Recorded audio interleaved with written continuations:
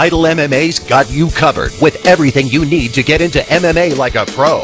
MMA masters Duke Rufus and Red Schaefer take you through the basics of MMA to get you inside the sport and show you what you really need to know. But you'll also get inside secrets and techniques that can only be mastered from years in the cage. Now you can learn from the best and get ready to give it your all with top quality Title MMA products like these. Title's freestyle throwing and grappling dummy, made of incredibly durable triple ply synthetic leather that'll stand up to all the punches, kicks, jabs, takedowns, chokeholds, and ground pounding you can give it, and still come back for more. Professional Thai pads and Twins Muay Thai pads for serious competitors. Imported from Thailand, these rugged all-leather overstuffed pads give you the target you need to develop powerful kicking skills. The grappling dummy heavy bag, the ultimate 2-in-1 training bag, combining the realistic human form with a durable heavy pad. Give it jabs, straight shots, angle punches, hooks, uppercuts, and more to take your training to the next level. The Twins MMA Thai Shield, handcrafted in Thailand. Super shock-absorbing layered cell foam welcomes every offensive blow and strike and begs for more. Perfect for MMA, Muay Thai, and combat training. Title leather 12 and 16-pound medicine balls. Great for explosive training and endurance training. Title super plastic speed ropes. Super lightweight,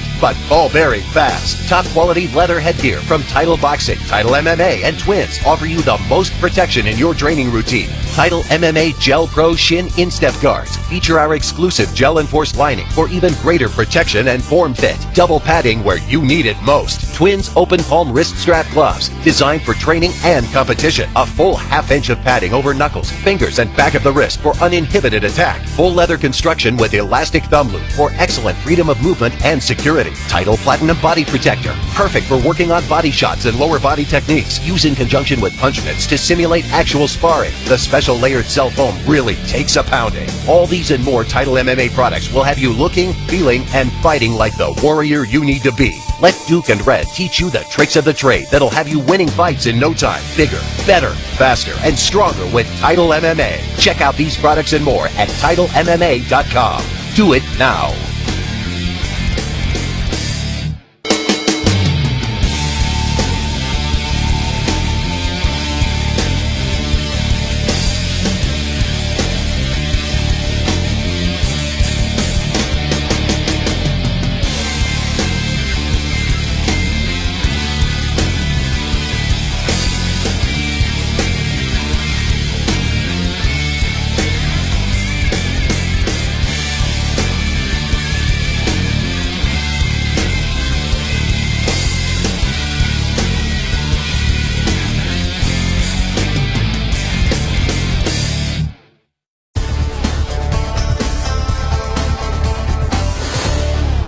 We're going to come to, I think, the most important part of this video series. It's organizing your fight team. Organizing your fight team is what it's all about. You've got to put together the right elements in mixed martial arts. And remember that it is mixed martial arts. You just can't have a team of kickboxers, Brazilian Jiu-Jitsu, wrestlers, boxers, or any other of the many disciplines that encompass mixed martial arts. The key, too, with a great fight team is a great fight facility. It's not something that you should overlook. You should definitely hit up the Title catalog. Get yourself great mats, great wall mats. If you can't get yourself a cage, because most MMA fights are fought in a cage, you should get yourself at least the Title half octagonal shape or fence so you can work up that fence. Get a feeling of what it is like to actually fight in a cage environment. Get the right heavy bags, ground and pound bags, the right punch mitts, Thai pads, your boxing gloves, your sparring gloves, your kickboxing shin guards, your MMA shin guards, your headgear, your MMA sparring gloves, your MMA grappling gloves. You need all this equipment to duplicate the environment that you're going to train in. It's like playing football. You need the field goals, you need the football field, you need all the equipment, you need all the different devices to hone your skills. Now, that being said, all that equipment is worthless without a great team environment and great teammates. You've got to get some people that understand Brazilian Jiu-Jitsu, especially its relationship to MMA. You got to get someone who understands Muay Thai and boxing and its relationship in MMA. You got to get someone who understands wrestling for MMA and put all those together with a good training environment, a good safe environment. Learn how to train to duplicate the environment but without hurting each other. Also, before your fight camp even starts, that's your off season. Don't be afraid to be a little heavy, work your strength, because once your training camp starts, you're going to lose a lot of weight. So be a little heavy, maybe 10 pounds over your cutting weight. Get good coaches, of course. And good coaches, sometimes you want just good partners, just guys that come in there that can take a beating sometimes. You need just guys, numbers, and good guys that don't want to hurt you. You don't want to hurt them. Very smart trainers. All that, when you put together, that's the start of your camp, all right? Very important stuff. If you don't have the right mix to start, your whole camp could be screwed over. So, very important stuff. Especially when you know that you're going to face a certain type of opponent. If I were a fighter who's a kickboxer and I'm facing a Brazilian Jiu-Jitsu specialist, I wouldn't bring a bunch of kickboxers there to help me. Go out and recruit friends, find guys. At the higher level in the UFC, we usually do a large camp and we invite other fighters to come train with us to help duplicate the looks of the athletes you're going to face. Now for your newer fighters, you're just going to have to try and get a well-rounded group of fighters in your gym. And that's a little bit harder for some of you, but keep an open mind and sometimes travel to other cities with friends. The most valuable thing you can do is go to other mats and gyms and learn outside your own element. Go seek the truth in fighting. Try and work with as many great athletes in this sport as possible. You're going to learn everything on the mat training. You can stay at home. These DVDs are going to help you, but the thought from this DVD to go out there and train, take these ideas and take them to other gyms and work with other people. Like I said, work outside your comfort zone. I'm a good kickboxer. I grapple with him. He's a great Brazilian Jiu-Jitsu black belt. He's working with kickboxers, wrestlers, all around MMA fighters. That's how you get good in this sport. And one more thing. If you're going to be fighting a certain style, let's say a wrestler, and you're 200 pounds, don't bring a 120-pound wrestler in. You need the same size as you. You need that guy's techniques. A little guy's going to do different stuff than a big guy. So find the right guy that kind of matches your opponent, all right? So very important, coach-wise and just training partner-wise. And one of the biggest mistakes people do is overtrain. I'd rather see someone undertrain than overtrain. And enjoy your training. If you're not having fun, if you're not whistling while you're working and having a good time, then why become a fighter? This is supposed to be fun. I don't work for a living. This is a joy to us. It's hard sometimes, but man, it's a fun hard. We enjoy it.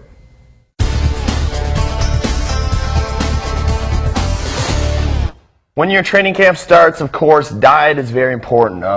It's definitely something, even physically you're going to feel better, but the mental dedication to a diet is very important. You feel like you're giving up something, so it makes you tougher. We all know what's healthy to eat. Our proteins have to be lean, chicken, fish, avoid red meat, but there's certain ones that are okay. Protein shakes, of course, to supplement whey proteins, one of the favorites. Your carbs should be very, no simple sugars. Make sure it's complex. Brown rice, brown pasta, whole wheats, no white bread, no sugar. I'll try to avoid that stuff. It will spike up your energy real quick, but then you'll crash right afterwards. So you want the whole grains when you can. Of course, fat. People think fat's so horrible, but you need your fat. You need your, fish is a great source. The omega-3 fatty acids, flaxseed oil, guacamole is a great source of fat too. So, those type of things are very important. Another thing, eat 6 times a day. Keep that energy going. If you just, binge like 3 times a day, not only will your energy suffer, but you'll gain weight. You want to be very lean for your fight. You want to maximize whatever weight class you're in. So if you're about a little soft in the middle, that means you're not, at maximum fight, capacity. So 6 meals a day, with the right meals, of course. Don't eat pizza. Don't eat, any of the fried foods. Everyone knows what's bad. Another thing, alcohol, of course. That's what for the the post party. That's your reward. If you do drink, get it done before the camp, and then 6 weeks hard work. Cut that out. When the post party comes around, you'll enjoy it. So, the dedication is almost important as the physical benefits. Well, again, that's the old school aspect of fighting. Boxers have done it for years, and now our modern champions in MMA understand how to dedicate themselves in a training camp. Another thing is what Red touched on, your proteins. Try and put a protein drink within a half hour of finishing a hard workout. That helps your muscles recover. Another thing is hydrating. You've got to put that water in your body, and sometimes you've got to put a replacement drink. A high-end replacement drink will really help with your electrolytes. You're sweating so hard in MMA. So much is going on, a lot of the conditioning. So really focusing on getting the proper rehydration and as well the protein. And another thing, wake up and dine. They call it breakfast for a reason. You're breaking the fast. If you slept right, you went 8 hours without a meal. Wake up right away, eat something to get your metabolism screaming. And speaking of sleeping, sleep is the #1 thing for an athlete. You've got to sleep. You could have the best diet in the world. If you're only getting minimal sleep, you're not going to get the recovery you need to be explosive the next day in the gym. And as well, you're actually going to hold on to weight. The more rest you get, the easier it is to burn fat. So when you're training, if you can, possibly even sneak in a nap when you can, try and get that beauty sleep. It counts. And try and make sure that you take a good vitamin to supplement all the minerals that you're losing. You sweat so much, so definitely a daily vitamin. And of course, there's so many other legal performance enhancing vitamins and supplements out there. If you have the budget to, they do help. Again, rest is key, and don't overtrain. You've got to get the rest on the weekends. Stretch, do different stretching routines, do different relaxation. If you need to, get massage, chiropractic, and possibly even yoga. And remember, I mean, as athletes, I think of myself as a race car. If you're going to have a race car, you're not going to throw the good gasoline, a good oil change. You know, if you're going to work out so hard, treat yourself right. You'll feel better, and your fight will be much better, and your camp will be perfect.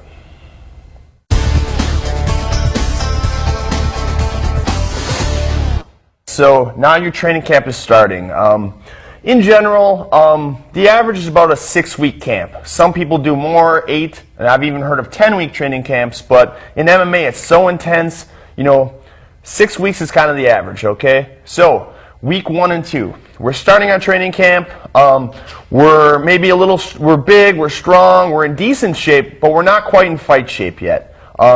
It's time to start ramping up your training, making it more fight specific. Your heavy lifting is done. Your long distance cardio is almost done. You might do a little long run once in a while, but your conditioning is way more explosive. You'll see some workouts later that we're going to show, but more plyometrics, more explosive movements, sprinting. When you do run, it's a lot more, you'll go fast, you'll do slow, you'll go back and forth. You won't just continuously go at a medium pace. Get ready for a fight. And of course, your technique is going to start, going specifically for your opponent. You're going to see what his weaknesses are, watch a lot of videotape. Your coaches will help you too. I'll show my coach what's his weakness striking. He'll tell me what I have to work on. He'll do a plan himself. I'll do my own plan. Everyone will come together right then. Of course, sparring starts. You might not be in the best sparring shape. You're going to slowly ramp up for the middle of the camp, but this is where you start doing it. It's going to get a lot more intense, and get your headgear, get ready to rock. Well, great words from our teammate Alan Belcher's wrestling coach. He says if you're not keeping score, you're not doing more. So when you begin training camp, this is where you start keeping score. What I mean by that is you got to watch your performance. Maybe all year round you've been training for technique, fun, you enjoy the sport, but that mentality the 6 weeks out from a fight, especially the first 2, is setting the pace. Let's face it, you're getting into a cage or a ring to fight another dude who's training just as hard as you and just as skilled as you. It's not a street fight. The referee says, are you ready? Are you ready? Let's get it on. So he had the same amount of time to prepare as you, and you've got to use that time wisely. And the key is, like I said, You're just not taking your Muay Thai class. You're not taking your Brazilian Jiu-Jitsu class. You're not wrestling. You're training now. You should take the attitude that you're fighting for your life. And that's how you're going to be a champion in this sport. You've got to dedicate yourself for those short bursts, those workouts. Again, running 10 miles isn't going to help you become a better MMA fighter. It might help you lose weight, but it's not going to help you become a better fighter. Explosive, explosive, and explosive. When you think you can't go one more time on the mat, go again. Think you can't spar one more time, go again. That's the key. You got to get the mentality in the first few weeks of training camp to push your body, your mind, and your spirit farther than it'll go. And of course, anytime they're in the camp, if you do, really push it hard, take a day off every 2 to 3 days. Take a practice off. Once your body is worn down because of the hard training you did do, make sure you rest. You don't want to, by day 3, 4, and 5, if you're already tired, your practices are going to suffer. So don't be afraid to take a practice off or a night off or a day off once in a while.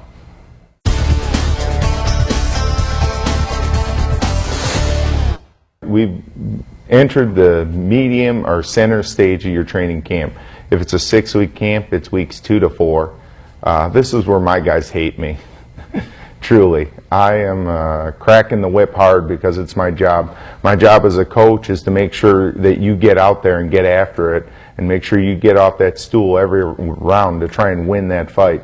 If you're not trying to win, you're getting beat, and getting beat can be very painful. So in the middle section of our training camp, we focus on trying to get our training partners for specific type training. If I'm fighting a wrestler, we got wrestlers, jiu-jitsu, vice versa. We try and find guys who are going to push us. Well, our sparring consists of many rounds with fresh opponents coming at you. Why? It sounds not fair for the athlete.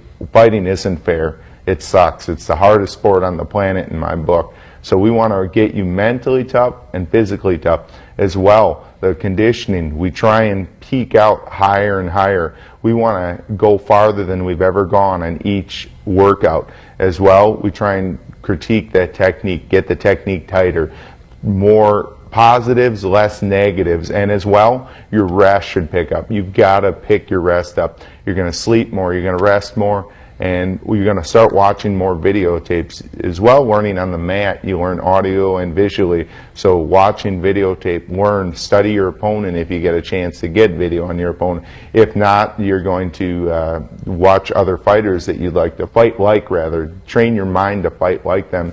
And again, just pick up the intensity. This is the hardest part of the training camp, where you want to get your hardest sparring, your hardest grappling, your hardest wrestling, your hardest conditioning. Also, this is the middle of the training camp. The most sparring you do, the hardest sparring, you're going to get hurt. Hopefully not serious, but you're going to have nicks and bruises, your sore knee, sore elbow, whatever hurts, make sure you take care of it, even if it's minor.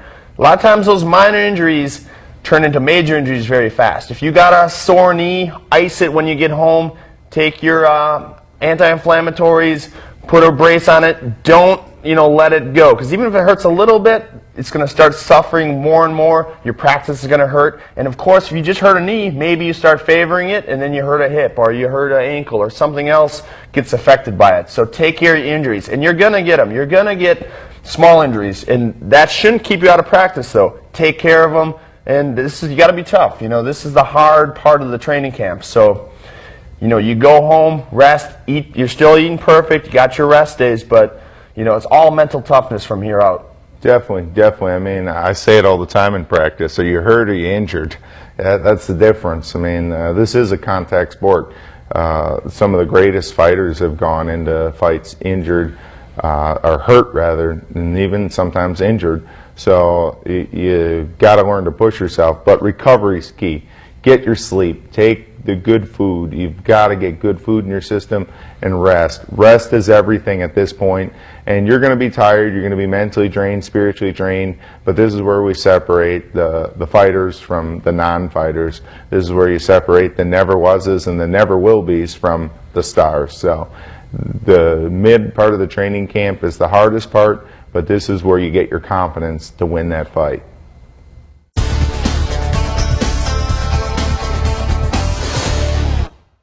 we're in week 5 and 6.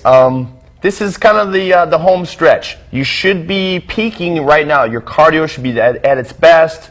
You're at the right weight. If you aren't, make sure you adjust it very quick. You only got a week or 2 left. All your injuries are being taken care of. You're going to your massage therapist if you need to. You're going to a chiropractor. You're seeing your doctor. But you should be in shape. If you're not in shape yet, you're not going to be in shape for the fight. Your sparring should be perfect. You should be exactly peaking there too. Everything's working perfectly. All your technique is good. If not, you got a little fine-tuning left. That's fine. The biggest thing, you just you don't want to get hurt in sparring anymore.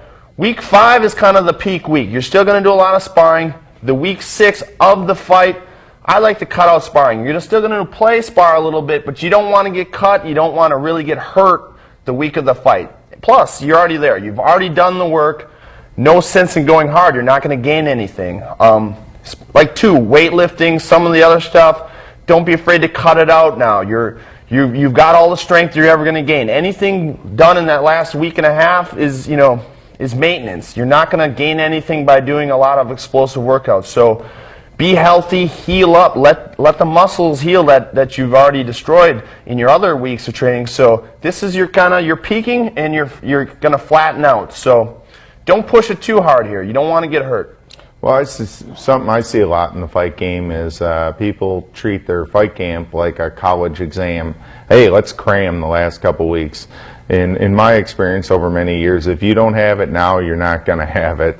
So you can't all of a sudden get in shape in 2 weeks. You can't mystically become a tough guy sparring, all of a sudden start submitting everyone and stuffing takedowns or grabbing takedowns. It takes a slow and steady process in a training camp. It's day-to-day work that gets you to this point. That being said, don't overtrain at this point. The sparring becomes a little bit more controlled. We work on technique. Your grappling is flowing. Your wrestling is more technical based. As well, that's when we really pull out the title tie pads and title punch mitts and body pad, and we really, from the striking standpoint, really sharpen your game on the pads. We really get your offense, defensive sharp, your footwork, your combinations, and your strategy. Like he said, the 5th week we'll do some sparring, but by the weekend we're into way recovery mode, especially the UFC fighters and the bigger shows like that. We're usually traveling Tuesday to fight on Saturday, so part of that is we got to really recover on the road, get used to a different time zone, climate. Where we're from, it's more humid. We go to Las Vegas. So understanding if the fight's on the road, it's a little bit more difficult than fighting down the street from your home. So you've got to take in consideration travel, especially if you go overseas for a fight. A lot of other things that play into that, especially preparation for the fight. So the longer you got to travel, you got to take special consideration for rest, recovery. Make sure, this is going to sound stupid, but you got to pack all the right equipment. There's nothing worse, so go to big fights and dudes are like, hey, can I borrow this? Can I borrow that? Hey, you got a scissors, you got hand wraps, pack your stuff. Make a checklist before you go.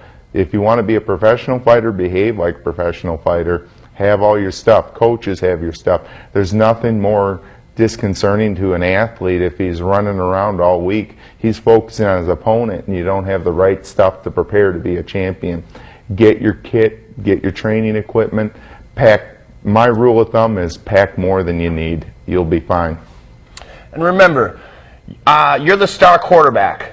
Week 5 and 6, this is where your teammates that you trust really come in. Make sure they're not going, all their submissions are applied lightly. You're in your peak shape. You don't want an accident to happen. You don't want a guy going a little too hard. So you have to have teammates you trust. Part of that is make sure your coaching staff informs them to go easy on you. Not easy per se, but just, you don't want to hurt the star quarterback. He's in the prime of his training camp. Any submissions are loose. You don't want to pop an arm. You don't want to do anything. Also, you don't have pride either. Don't worry. The last week, if you do get tapped out, tap out early. You don't want to fight through anything the final week of the training camp and get hurt. Definitely. Be a good training partner. The great Dan Gable, famous Iowa wrestling coach, don't be a practice room All-American. You know what? They don't keep score on the mat. There's not a fight finder on the internet that says, I did this, I did that at the mat. The only fight finder is the fight finder. Your record in the cage or the ring. That's all that matters. Don't be a practice room All-American. Learn how to prepare to be a champion in the ring.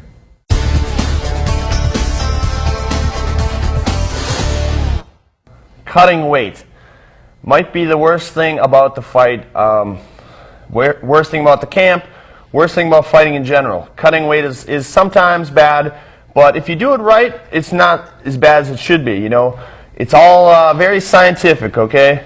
Now the biggest thing is you got to get used to it. If you're going to cut weight, which a lot of MMA guys do, don't start off with something, you know, too out of the range. You know, if you're a 205er and you're going to cut, you know, 20 pounds your first fight, that's crazy. You're going to feel horrible. If you do make it, you're going to feel bad, dehydrated, weak by fight time. So practice a little bit. Maybe your first fight you cut 5 pounds. Next fight you cut 10 pounds.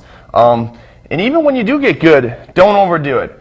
I like to, you know, depending on your weight class, keep within 5 to 10 pounds. If you are good at it, maybe 15 at the most. But, you know, there reaches a point where, you know, you're doing too much. You're going past the point of being strong to the point where you're going to, you know, be detrimental to your fight. So cutting weight is very, very, very scientific. So practice, you know. And don't be afraid to do a weight cut maybe 2 months before the fight to kind of get used to that, you know, feeling. So get used to cutting weight. If you haven't cut weight before, don't overdo it your first time. Definitely, and for you fighters that are amateur fighters, sometimes amateur fights are day-in weigh-ins, or some of you professional fighters, you're not full-time fighters. A guy like Red, this is his job, so he can do morning training and then afternoon training, and he has time to rest. Rest is the key that helps you cut weight. If you got to work a full-time job and then go to the gym and then try and cut weight, it's going to be a little bit harder, and it might be a little bit more detrimental to your performance in the cage or ring. You got to understand, if you're a full-time fighter, you can cut a lot more weight. Part-time fighters, you don't want to cut too much weight because it's going to take a lot more out of you. You don't have the time to rest. The key to cutting weight too, don't starve yourself. You got to get close to your weight and then work that weight off. So many people go to the sauna too long and it hurts them. Another thing people do is they actually don't eat the day of their weigh-in. That's a fallacy. You got to eat something small in the morning to get your metabolism going the day you're going to cut weight. If you don't eat anything, your body's just going to shut down and hang on to what it needs. Yeah, I mean, most of your water weight is going to be lost the day of the weigh-ins, okay? You don't want to cut it too much, you know, before the fight. If you're cutting water weight, you know, a week before the fight, you're going to be very weak for that, you know, for that whole time. So the morning of is when you're going to start cutting your weight. And even before that, cut out your sodium of your diet. A lot of those, you know, those electrolytes retain water. The week, maybe 3 days before the weigh-ins, you start cutting out your sodium. You'll lose 2 or 3 pounds maybe that you don't have to sweat out. And if you don't have to sweat it out, that's a lot easier than sitting in a sauna for those 2 pounds. So clean up your diet, avoid sodium, and then when you do start your cut, you're probably going to, you know, do a little bit on the treadmill, get your plastics. I know Tidal has plastics. Wear them, cut as much weight as you can, maybe a 20-minute jog on the treadmill, and the rest in the sauna. The most important thing, it's a dangerous thing, so make sure you have a coach with you, someone with you that knows what they're doing, so you don't push it too far. And also, sometimes you need a little bit of push too. If you know, it's not the most you know, enjoyable thing to do. So sometimes you need a coach to say get back in the sauna if you need to. So have a guy there that's, you know, responsible and knows what he's doing. And that's the key, the responsibility. The fact remains, though, part of the roots of this sport come from wrestling. There's a lot of athletes. You know, some of the best 205ers walk around at 240 pounds. They weigh in at 206 and then they fight again at 220 at least. A lot of the high-level fighters are very good at getting down in weight, and then they reappear a big monster the next day for the fight. So there's nothing worse than being the small guy in the cage, especially when a strong guy can push you around, stand up, wrestle you, or be on top of you. So very important to understand that diet and lifestyle are a big part of this. Don't try and drink beer, do this, do that, and then go into a hard weight cut on a part-time basis. You've got to figure out if you're fighting that it's a lifestyle. Train often. You don't have to kill yourself, but be on the mat rolling, be hitting the bag, the pads, the light sparring.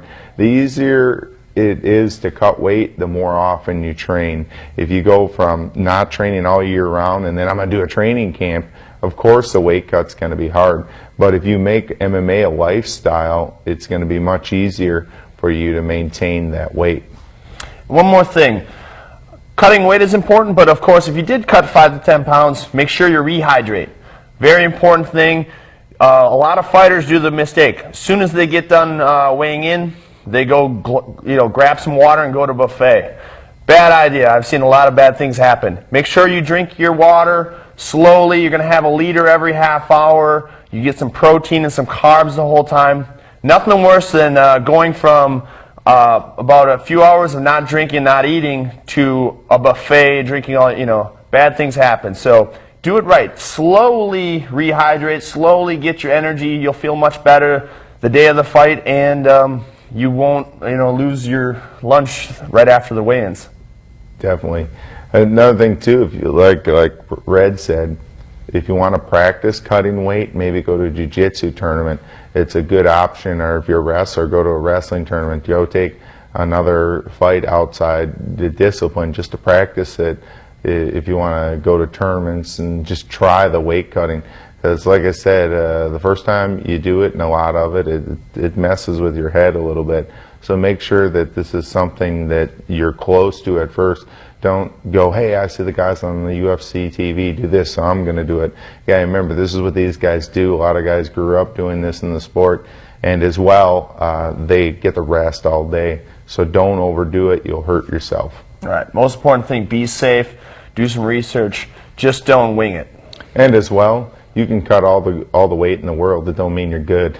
You got to train. If you got to put your training in, some people put so much emphasis on cutting weight and fitness, they forget that you're a fighter. You got to be good at jiu-jitsu, wrestling, boxing, Muay Thai, and putting all these things together to be an MMA fighter. I don't care how much weight you cut, it doesn't mean you're great. So don't miss the point of training. Get good, get fit, then cut the weight. That's the way you should look at fighting.